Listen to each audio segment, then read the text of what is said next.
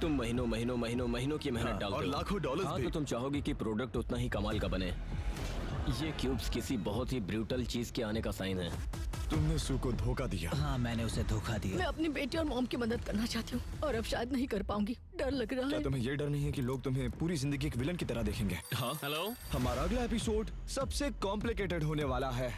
Of camera her cube में 3 लोग जाएंगे और बाहर सिर्फ 2 निकलेंगे। लोग एलिमिनेट किसे करना है ये फैसला लेने में मदद के लिए कुछ भी मांग सकते हैं।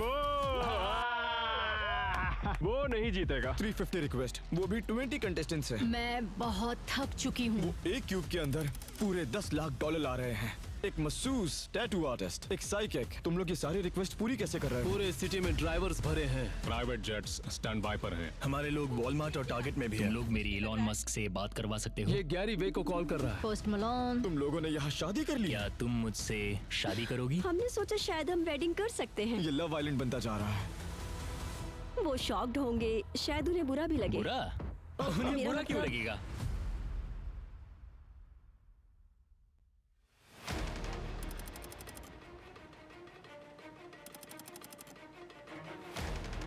हम अभी अभी फीजी से लौटे हैं और यहाँ इनकी अगले एपिसोड की तैयारी शुरू भी हो गई है। क्यूब्स, आप कंस्ट्रक्शन की आवाज सुन सकते हैं। ये लोग भागम दौड़ी कर रहे हैं ताकि कंटेस्टेंट्स को रिवील करने से पहले ये सेट रेडी हो जाए। ओके माइकल, तुम इस एपिसोड के लीड प्रोड्यूसर्स में से एक हो। आज रात क्या होने वाला है? तो आज रात ये वॉल्स गिरेंगी और वो क्यूब्स रिवील होंगे जो शुरू से यहाँ मौजूद थे। इन दीवारों को लिटरली जमीन पर पटका जाएगा। शायद वो लोग डर भी जाए। किसी क्यूब के अंदर जा सकते हाँ, हैं? तुम झांक कर देख सकते हो।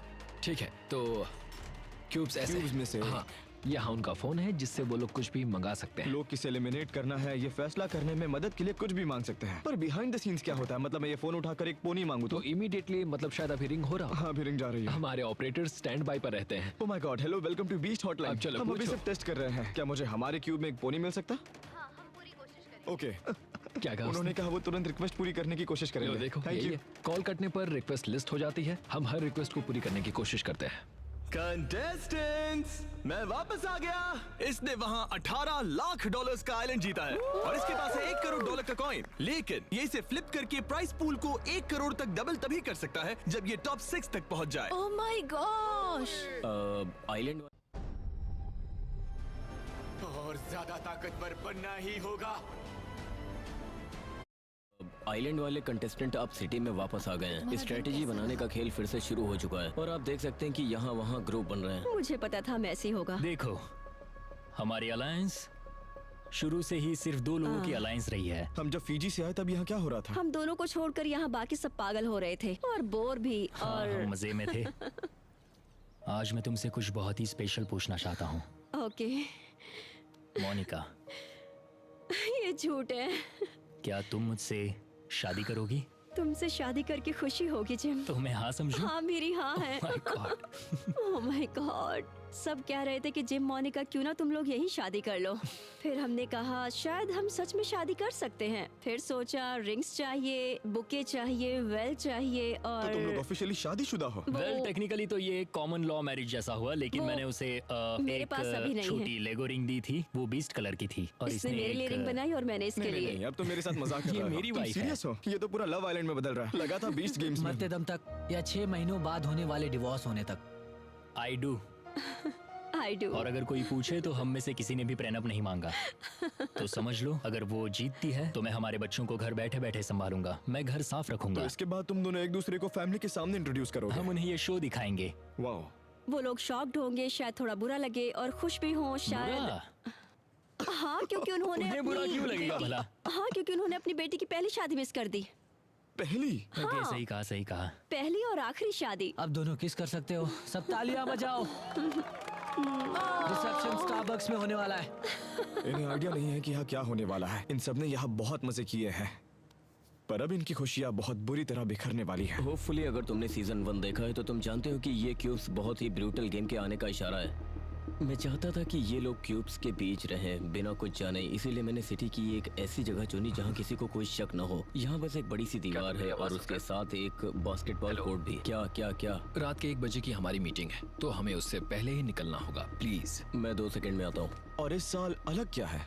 फर्क ये है इस साल सिर्फ 7 क्यूब्स हैं। पिछले साल मुझे लगता है 82 थे। इस साल सब कुछ बहुत अलग है। जैसे हर क्यूब के पीछे एक मकसद है, एक मीनिंग है। एक क्यूब में वो होगा जिसने $10 लाख ठुकरा दिए, एक क्यूब में वो होगा जिसने $10 लाख ले लिए, एक क्यूब में उस कॉइन को जीतने वाला प्लेयर होगा, एक क्यूब में सिर्फ 2 लोग और एक में शायद जिसके पास $1 करोड़ हैं। यानी हर एक क्यूब के अंदर एक स्टोरी होने वाली है। ठीक है, मैं ज्यादा जोर से बात नहीं कर सकता क्योंकि यहाँ पर कंटेस्टेंट्स हैं, लेकिन सिटी के बिल्कुल बीच में एक सीक्रेट दरवाजा है जो कॉल सेंटर तक ले जाता है। इधर आओ। ओके, ठीक है, अब हम बीस्ट सिटी के दिल में हैं, बिल्कुल $50 लाख के नीचे, और किसी को भी आइडिया नहीं है कि कॉल सेंटर यहाँ है। और अभी ये जगह जिमी के बॉयज और ड्रूस्की से भरने वाली है, जो कैमरा पर कॉल्स को आंसर करेंगे बस शो के लिए। लेकिन यहाँ ऑफ कैमरा एक असली कॉल सेंटर भी है, जहाँ ढेर सारे स्टाफ मेंबर्स मौजूद हैं जो कंटेस्टेंट से कॉल पर बात करेंगे, रिक्वेस्ट को स्प्रेडशीट में ट्रैक करेंगे और फिर स्टोर्स और कुरियर्स को कॉल करके वो ऑर्डर्स पूरे करेंगे। आज का एपिसोड सिर्फ ऑन कैमरा ही ब्रूटल नहीं होगा, बल्कि ये ऑफ कैमरा भी सबसे कॉम्प्लिकेटेड एपिसोड्स में से एक होने वाला है। ये सब क्रेजी है। बास्केटबॉल कोर्ट के पास आओ जल्दी, तुम सबको कुछ मजेदार दिखाना है। हे, रेडी हो जाओ, रेडी हो जाओ, रेडी। मैं बताऊंगा कब। ओके, मैं अब जा रहा हूँ। मेरे ख्याल से हमें सीधे अगले गेम में जाना चाहिए। ये तो सब मुझे ready लग रहा है? हाँ हाँ। Clear clear. अगर तुमने सीजन 1 देखा है तो तुम्हें पता है कि आगे क्या होने वाला है। मुझे ये अंदाजा नहीं था कि उनके बाल हवा से उड़ने लगेंगे। मजा आ गया। ये क्यूब्स यार दिमाग के साथ खेलते हैं। ओ, मुझे पता था ये होने वाला है। मुझे अच्छा लगता है जब मैं रूल्स एक्सप्लेन करता हूँ और कुछ केओटिक होता है तो मैं कहूँगा हर क्यूब में 3 लोग जाएंगे सिवाय एक के। सबसे सेफ ये होगा कि व्यूअर को फील कराया जाए कि एंड के क्यूब में सिर्फ 2 लोग जा पाएंगे। बस इतना बोलो अच्छा, तो कि 3 तीन। कंटेस्टेंट अंदर तुम में से जाएंगे 3 और 2 लोग। बाहर आएंगे बस। और कहो टीम सोच समझ कर चुनना, वो पहले ही टीम बनाना शुरू कर चुके हैं। हर क्यूब के अंदर 3 लोग जाएंगे और सिर्फ 2 बाहर आएंगे। अब हर किसी का रिलेशनशिप टेस्ट होने वाला है। ये है तुम्हारी टीम।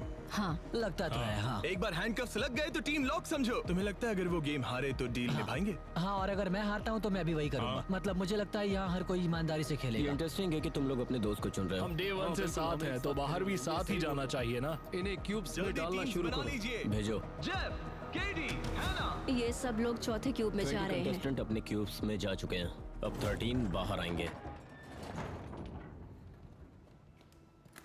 हम मुसीबत में पड़ने वाले यहाँ हैं। जरूर कोई ट्विस्ट है। इसे और पीछे खींच सकते हैं। 20 कंटेस्टेंट्स उन क्यूब्स के अंदर गए हैं, लेकिन सिर्फ 13 बाहर आएंगे। चलो शुरू करते हैं। ओके, क्लिट्स रूल समझाओ और उन्हें कहो चीजें तोड़ना बंद करें। ठीक है गाइस, चीजें तोड़ना बंद करो। कैमरास लेफ्ट साइड पर है ना? ये लोग फ्लोर क्यों उखाड़ रहे हैं? क्या यहाँ निकलने की जगह है? क्या क्यूब 1 में ऐसा होना चाहिए? बिल्कुल नहीं। नॉक नॉक, ये सब क्या चल रहा है? कुछ नहीं। क्या तुम लोग क्या कर रहे हो? तुम्हें बताते हुए अफसोस हो रहा है पर यहाँ कोई ट्विस्ट नहीं है। मुझे इससे कोई प्रॉब्लम नहीं। क्या फ्लोर से? हाँ, मुझे कोई प्रॉब्लम नहीं है। मजे करो, रुको, कोई टाइम लिमिट है? मजे करो।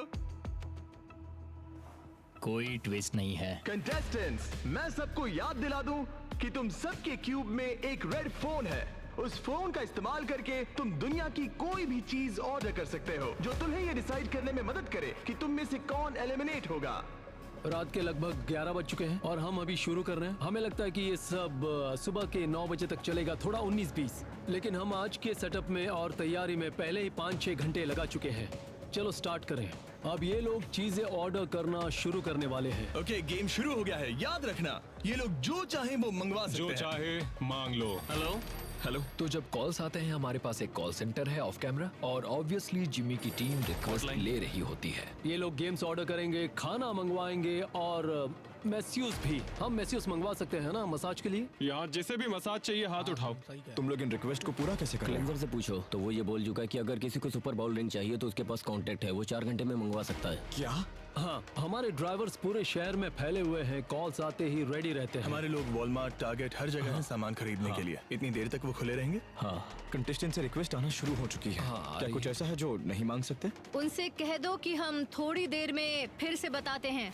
हमारे पास एक बहुत स्ट्रॉन्ग टीम है जो ये फिगर आउट कर रही है। मेरी टीम ने खास तौर पर पिछले 3 महीने से इस एपिसोड की प्लानिंग में लगाए हैं इन 20 लोगों का माइंडसेट समझने के लिए जो अभी क्यूब्स में तो है। कुछ चीजें जो मंगवाई जा रही हैं, जैसे हमने किसी के लिए लॉबस्टर ऑर्डर किया, किसी के लिए ग्रिल्ड सैमन मंगवाया। ज्यादातर स्नैक्स, खाना और गेम्स ही हैं। 6 सोनिक ब्लास्ट, एक Oreo peanut butter milk shake, 3 diet sodas और 3 क्या था, ऑरेंज। हाँ, 3 फैंटास प्लीज। मैं पागल हो चुकी हूँ। ओके, तो ये लोग रुक ही नहीं रहे हैं। एक के बाद एक रिक्वेस्ट आती ही जा रही है। ओके, क्यूब 3 के लिए सर्फ और टर्फ भेजो, और टाइलेनॉल किस क्यूब के लिए था? ओह, फाइनली इन्हें पिज्जा मिल गया। तो अभी तुम लोग लगभग 350 रिक्वेस्ट पर हो। हाँ, अभी लगभग 320। 320। हाँ। बस 20 कंटेस्टेंट्स हैं। अभी कौन सी रिक्वेस्ट आई है? एक गोल्फ सेट। एक गोल्फ सेट। हाँ, हमारे पास एक गूगल डॉक है जिसमें हम आने वाली सारी रिक्वेस्ट मॉनिटर कर तो रहे जब हैं। क्यूब से कॉल आता है हम उसे इस शीट में एंटर करते हैं। जैसे ये गोल्फ सेट, हमें पता था कि ये स्टॉक रूम में मौजूद है। स्टॉक रूम मतलब वो चीजें पहले से तुम्हारे पास है, वो सब एक कंटेनर में है। एग्जैक्टली। इन्होंने पहले से ही बहुत सारी चीजें तैयार करके रखी हैं, जैसा आप देख सकते हैं। आर्केड गेम्स है, सूमो सूट्स हैं, बास्केटबॉल हूप्स है, स्लशी मशीन्स हैं, कूलेट स्नो कोन मशीन, मतलब सारी रैंडम चीजें भरी हैं। ओह ओके, यहाँ तो और भी ज्यादा प्रॉप्स और गेम्स हैं। हम प्रिडिक्ट करने में काफी अच्छे हैं कि लोग क्या मंगाएंगे। हमारे पास रनर्स की एक टीम है जो शहर में नहीं बल्कि पूरे देश में घूम रही है। पूरे देश में? पूरे देश में। हमारे पास काफी लोग पहले से रेडी हैं, जैसे लॉयर स्टैंड बाई पर हैं, टैटू आर्टिस्ट, साइकिक, साइकोलॉजिस्ट। क्या वो बार्बर अभी भी यही है क्या? मतलब हम लगभग हर किसी तक पहुंच सकते हैं। ऐसे लोग जो हमसे ज्यादा दूर ना हो, जिन्हें हम अगले 12 घंटों में कॉल कर सकें और वो आ जाए। हमारे पास दूसरे स्टेट्स में प्राइवेट जेट्स भी हैं जो स्टैंड बाय पर हैं। सच में? हाँ। और क्या सेलिब्रिटीज भी स्टैंड बाय पर हैं? हाँ, कुछ यहाँ कुछ वहाँ। जिमी के फोन का ओवर द शोल्डर शॉट मिल सकता है। वो गैरी वी को कॉल कर रहा है। गैरी वी को कॉल किया और पोस्ट मलोन को भी, तो मजा ओह आया। वाह, क्या उन्हें फेस टाइम किया या सिर्फ कॉल पर बात? हाँ, फेस टाइम किया। जिम्बो!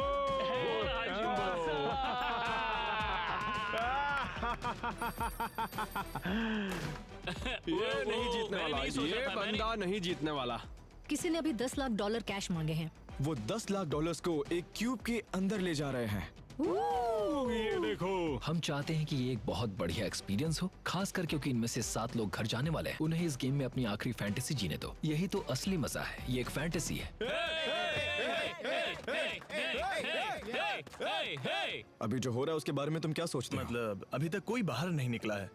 ये लोग इसका पूरी तरह से फायदा उठा रहे हैं, सब मजे कर रहे हैं, जो कि बहुत अच्छी बात है। पर एक क्यूब में जेफ है, सीजन 1 का विनर। मैंने उसे इतना सीरियस कभी नहीं देखा। वो हंस नहीं रहा है, मजे नहीं कर रहा है, वो फोकस्ड है, एकदम वॉर मोड में। और मैं हैरान हूँ कि इयन जिसने $18 लाख का आइलैंड जीता है, उसे भी ये लोग मौका दे रहे हैं। पर क्यों? वो खुद को एलिमिनेट करने वाला था, तो निकालो उसे।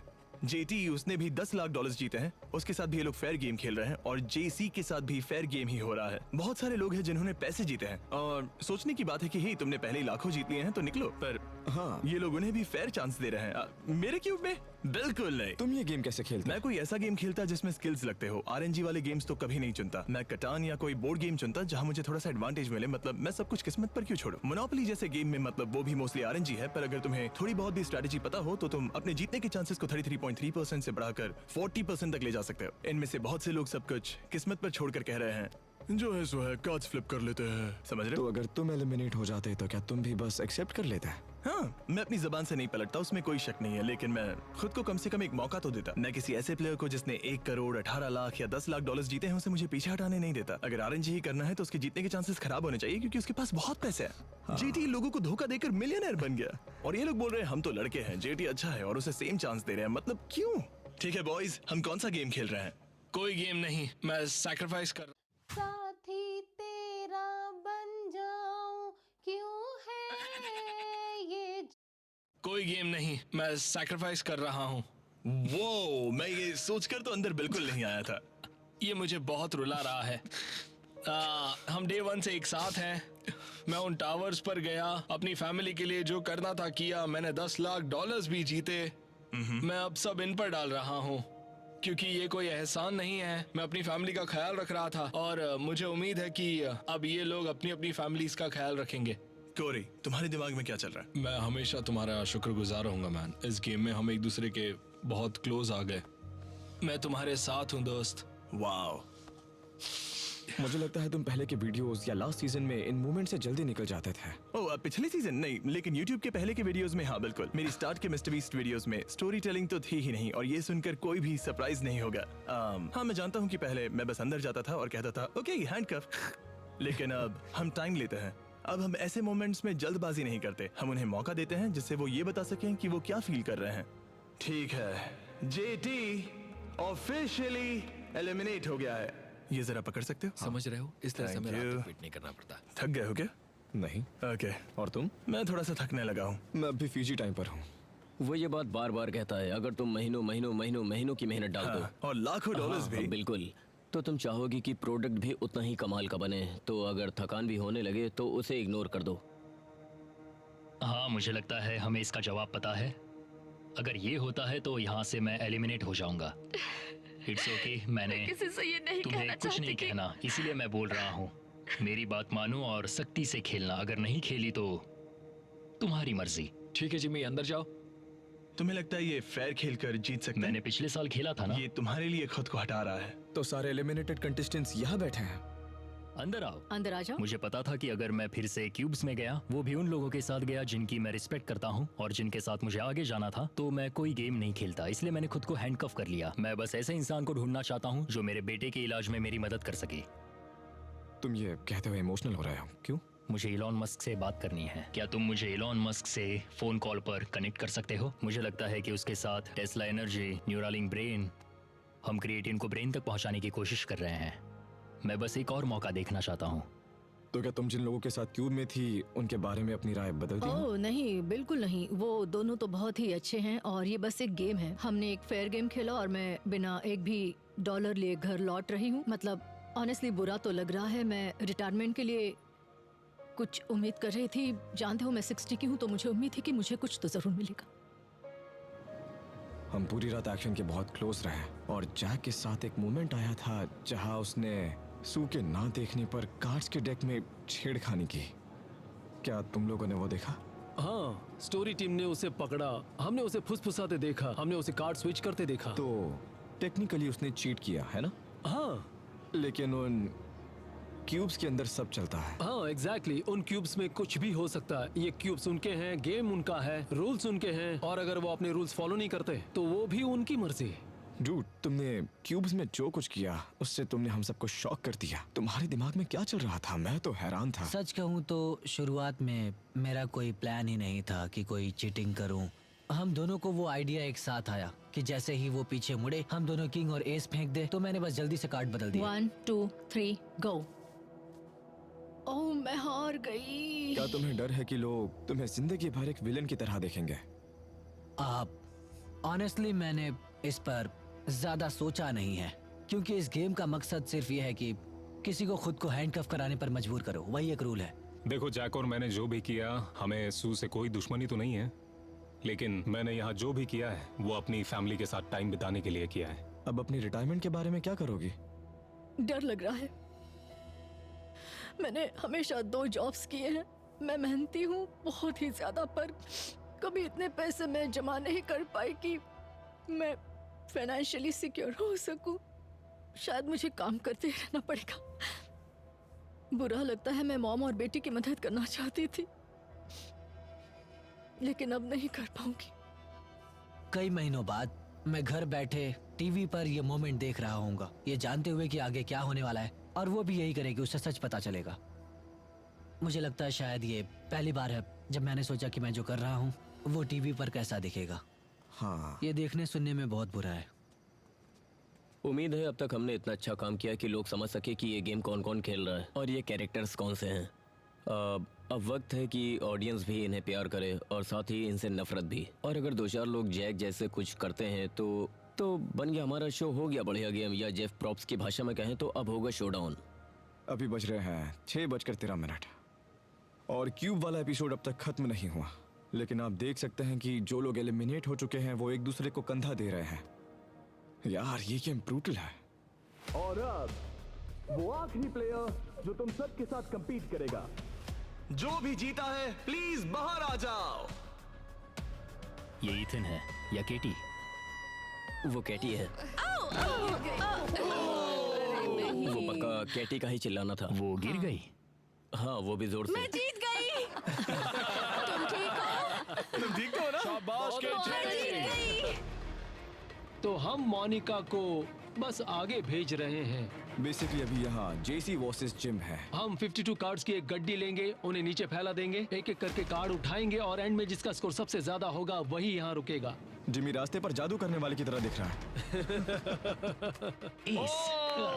ओह ब्रो, ये सबसे खराब कार्ड है जो वो उठा सकता था। हाँ, yes, oh my God, yes, let's go. इसे कहते हैं बाल बाल बचना।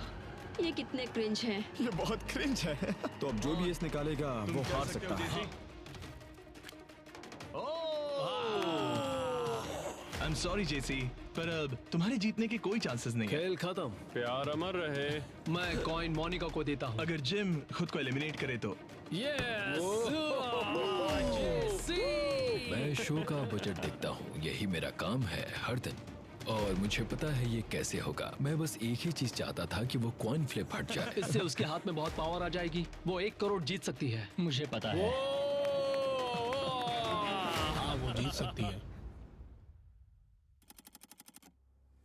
जॉन सुबह के 5 बजे है और हम अब भी एपिसोड खत्म नहीं कर पाए। ये लोग 100 फीट ऊपर हवा में हैं। बीप पर फ्लोर नीचे गिर जाएगा। ऑलराइट, प्लेटफॉर्म्स हट चुके हैं। अगर वो छोड़ दें तो 40 फीट नीचे गिरेंगे। इसे बनाने में कई महीनों की मेहनत लगी है। पूरी तरह से एक नए लेवल पर है। तुम्हें अभी इन सब में मजा आता है? ये नॉर्थ अमेरिका का सबसे बड़ा साउंड स्टेज है जिसे एक यूट्यूबर ने बनाया है। ये अब तक की सबसे फ्यूचरिस्टिक चीज है जो हमने की है। अगर एक भी गलत कदम लिया तो तुम्हारा हार्ट टूट सकता है।